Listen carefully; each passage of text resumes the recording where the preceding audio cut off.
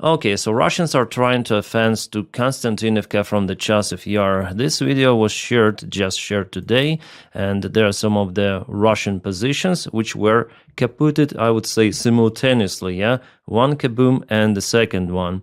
Right, so this one is MTLB vehicle, which is not made for infantry assault operations. The main purpose of it is to tow something big and also to transport goods and infantry, but not for attacks. Soviets made it to deliver supplies closer to the front lines. That's why it doesn't have robust armor.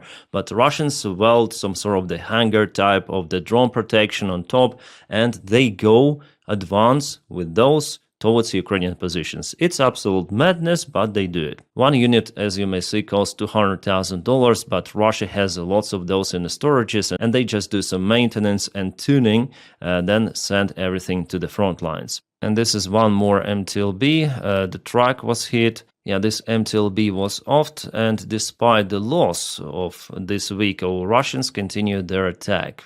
Madness. As for a normal human, it's hard for me to comprehend what is happening inside the heads of the Russian soldiers. I still cannot understand what drives them. Okay, you signed a contract with the Russian army, you obtained those millions of rubles.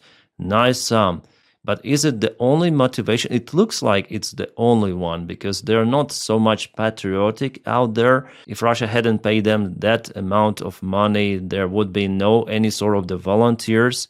Well, maybe just absolute sick, insane people, but they are sick as well. I mean, you see, the vehicle is being targeted. So Ukraine is operating with FPV drone drops. So the attack is already a failure. Why you continue? Like, what's the purpose? Maybe Russians behind their front lines, they are telling, okay, if you return back without any sort of the territorial gains, we're gonna offer you ourselves or something like that. I think that's the only motivation for them to go forward, because if they return back, there is the death penalty. And for this reason, Russia has tremendous losses, because they cannot handle their resources properly. If Ukraine had those resources, so Ukraine would have won this war a long time ago, years ago. So the infantry from this vehicle, it landed, and some of the infantry was crawling across the fields, and Ukraine found out Russian soldiers' positions and started just to shell them in those bushes. And the result, yeah, I cannot show you it here. Maybe I'll share it on my Telegram channel.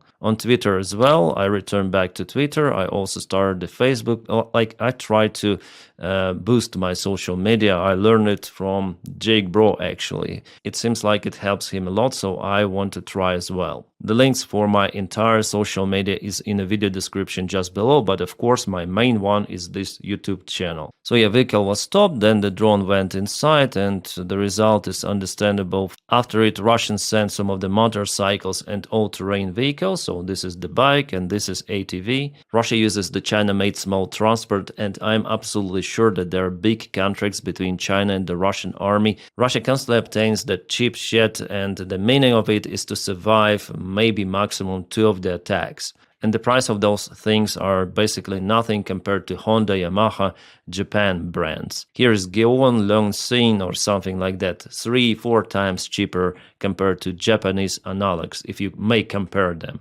So here they go, to all of the all-terrain vehicles, and of course, yeah, some of their losses. Well, it wasn't the biggest Russian attack attempt. They lost 1 MTLB, 1 BMP-1, it's the old variant of BMP, 2 all-terrain vehicles, and 3 motorcycles, plus loads and loads of the infantry. And as for the infantry, guys, I see many of those videos from Ukrainian drones, and what I may say that the death is not coming at once, as many Russians think. I watch them posting videos saying, okay, if there is the end, it's gonna be brief. No, in 80 maybe % of the cases, judging on multiple of the videos I watch, it is a very painful end, especially if they carry their own munition. Sometimes it catches fire and they may burn down actually alive. As for me personally, it doesn't worth any sort of the amount of the money in this universe, but Russians, well, the price of the human life there is very low, and they go voluntarily, sign the contract with the Russian army, and kaput themselves right away, somewhere in other country. For Ukraine, it is understandable. Ukraine is defending itself. There is different sort of the motivation, not just money, yeah? But Russians, Putin is damn lucky with those people, with those zombies who go and fight for basically nothing. Yeah, I'm shocked once again because Russians renewed those kind of the crazy midwave attacks. Before then they used small sabotage groups and they still use those. I thought, okay, maybe they changed their strategy. Maybe they want to have less losses, but no. They returned everything back as it was in 2023, in 2024. For me, it's interesting, of course, because I review those kind of the videos, I publish my content, but the actual even tactical advantage with this strategy, Russia doesn't have. And it is good for Ukraine. Well, in this case, Russians probably should continue those kind of the assaults, which bring them nothing. In this video, we're gonna check out with you the military map update. So Russians are capable just to propel in the areas where they do not use those crazy attacks, when they advance just with small group of the infantry forces. So let me show you where this attack happened. It was over here in Chasiv Yar.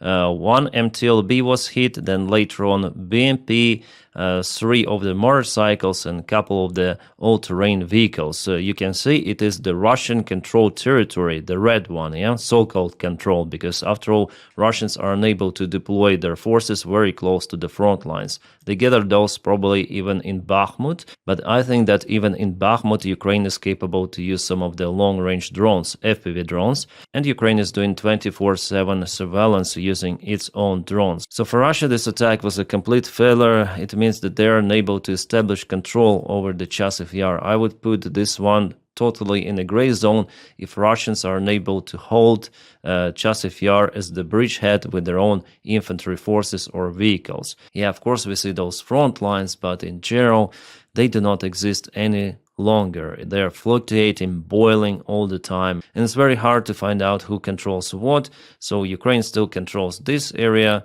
and this area according to this map. So Russians still cannot occupy Chasiv Yar fully, but they want to use this direction to offend towards Konstantinivka. And we have this big gray zone. Just because Ukraine used some of the drones against small groups of the Russian army doesn't mean that Russia is presented here or partially encircled Konstantinivka. No, they're still far away, mostly concentrated in Toretsk. But even there, Ukraine nails them quite hard with artillery and lots of the other things. As you might see, Ukrainian presence was even here. Let's check out the sources. So yeah, there's some of the house. Ukrainian soldiers stormed some of the Russian building there. It was kaputted. Interesting, you see, and it's here, very far away from Konstantinivka. How many kilometers? Maybe 10, maybe even more. So for Russia, Konstantinivka is a very distant target. You see, Ukraine kaputs even Russian tanks in Klishivka, not far away.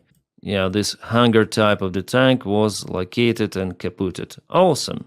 But Russians still have an advantage. For example, in Pokrov's direction, there are urban fights already. They have multiple of the attempts to move to Mirnograd itself. The first drive of the Russian army was definitely outstandingly stupid because they used this straightforward road to advance with their armored vehicles, and of course they were spotted, they were kaputted. But later on now they tried to advance with the small forces in this direction. Yeah, before they also lost the convoy on the way to this place, to the local power station, but later on they decided to send just infantry, and with just army men they actually gained more ground. So yeah, they were spotted here. That's why, because of those 1, 2, 3 advancements, this gray area is such a big one. But actually the Russian army is somewhere behind Mykolaiv even, because they're afraid Ukraine is using FPV drones and many more tools. Can Russia potentially occupy Pokrovsk and Mirnograd this year?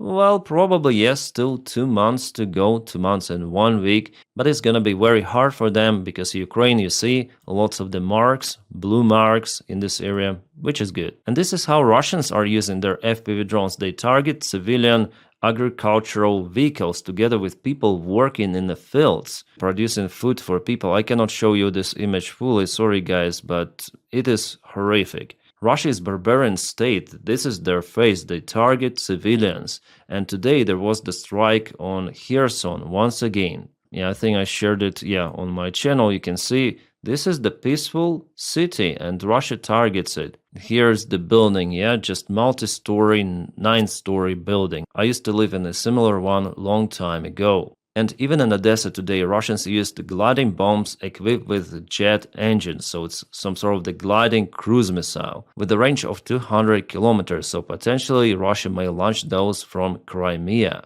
and they will be able to reach Odessa. I think Kyiv also could be the target for those long-range gliding bombs, jet bombs. And speaking about American sanctions, which Donald Trump agreed to apply on Russia just the day before yesterday, according to the CNN article, one of the main reasons was that Putin continued to target civilian infrastructure of Ukraine, including some of the kindergartens. And something tells me that Melania Trump also influenced that decision. I think she showed to Donald Trump what Russia is doing. You know those horrific images with kids, their kindergarten was destroyed basically, or severely damaged at least. They were not physically hurt, but imagine sitting in a basement and missile or drone, was it a drone? I guess it was a drone, hits the building on top. It is crazy, absolutely. And what Putin does, even for him personally, for his ambitions, is beyond stupidity. He just completely ruined everything, or continued to ruin, yeah? Because Donald Trump, he likes Putin, it's not a surprise. And the main proposal for Putin was, okay, freeze the war in Ukraine, get those occupied territories, they're yours. Yet the world will not recognize those, but de facto, those are your territories. Sanctions will be lifted, we're gonna make business as usual, you'll be a respected president once again, but Putin doesn't want to stop. And actually, Donald Trump is forced now to counter-react to this issue